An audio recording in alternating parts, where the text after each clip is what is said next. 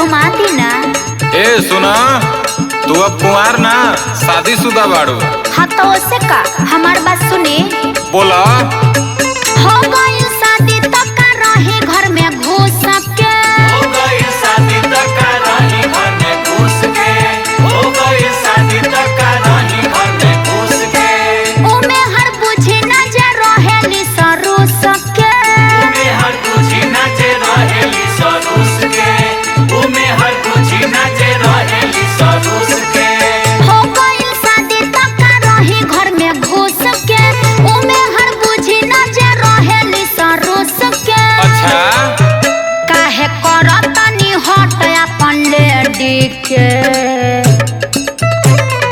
बचपन से दिल हमरो लागल बा ए राजा, गढ़वा के माई गढ़ देवी से। बचपन से दिल हमरो लागल बा ए राजा, गढ़वा के माई गढ़ देवी से। बचपन से दिल हमरो लागल बा ए राजा, गढ़वा के माई गढ़ देवी से। नया नोहर बाड़ू करतनी पारदा। अरे ये तो कहतनी जी भक्ति में भी।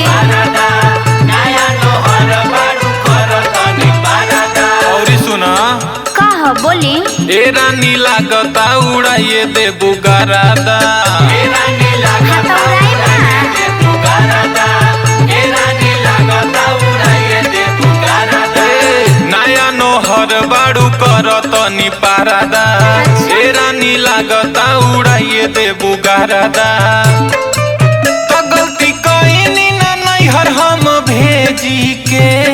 ऐसे कह कहतनी। इतना बसरधा चल दर्शन करा दी, गढ़वा के माई गढ़ देवी के। सही में जी। अरे हाँ हो। ए जी बड़ी लालसा बा हमार। गढ़वा के माई गढ़ देवी के। इतना बसरधा चल दर्शन करा दी, गढ़वा के माई गढ़ देवी के।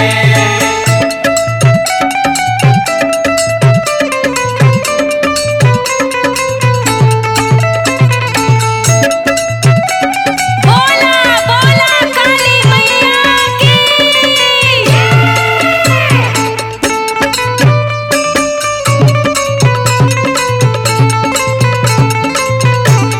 इतना बसरधा चल दर्शन करा दी, गढ़वा के माई गढ़ देवी के।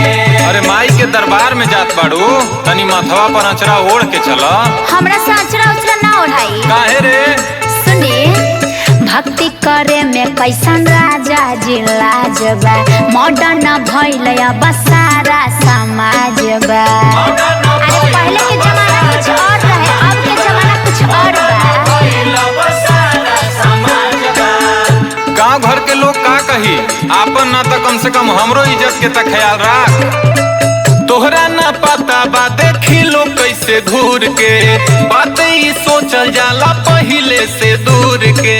अरे सारा इज्जत माटी में मिला देबू का हो। से दूर के बातों ही सोचल जाला पहिले से दूर के। अरे माई के दरबार में जाता नहीं, इतना सोचला की जरूरत नहीं खे। भक्ति करे में कैसन राजा जी लाजबा, मॉडर्न भइल अब सारा समाज बा। तोहरा ना पता बा देखी लोग कैसे घूर के, बात ही सोचल जाला पहिले से दूर के। ए जी आतनी करी न ख्याल अपन बेबी के। बचपन से दिल हमरो लागल बा ए राजा, गढ़वा के माई गढ़ देवी से। बचपन से दिल हमरो लागल बा ए राजा, गढ़वा के माई गढ़ देवी से। बचपन से दिल हमरो लागल बा ए राजा, गढ़वा के माई गढ़ देवी से।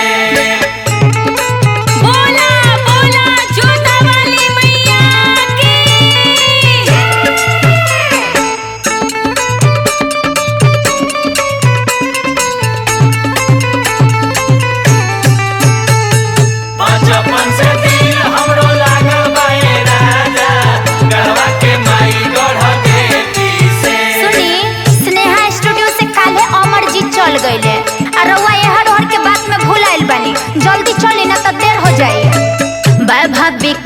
मनीष बुझत ने भावना बात में हमारा के जनी भुलावा बना बातों में हमरा सब समझतनी बहाना बहाना ना चली बातों में हमरा के जानी भुलावा बना। अरे औरत से तो भगवानो हारल बाड़े, हम तो एगो इंसान है। अच्छा ठीक बा चलो, तू तो मनीष के ना बुझलू लाचारी, तहरा ला तो बोले के आईनी सफारी।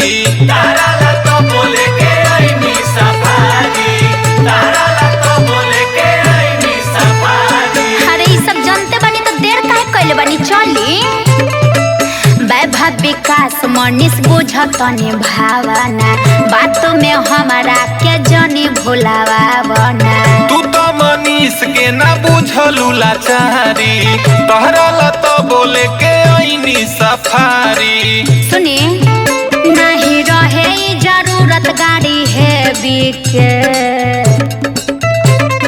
बचपन से दिल हमरो लागल बाए राजा गढ़वा के माई गढ़ देवी से इतना बसधा चलो दर्शन करा दी, गढ़वा के माई गढ़ देवी के।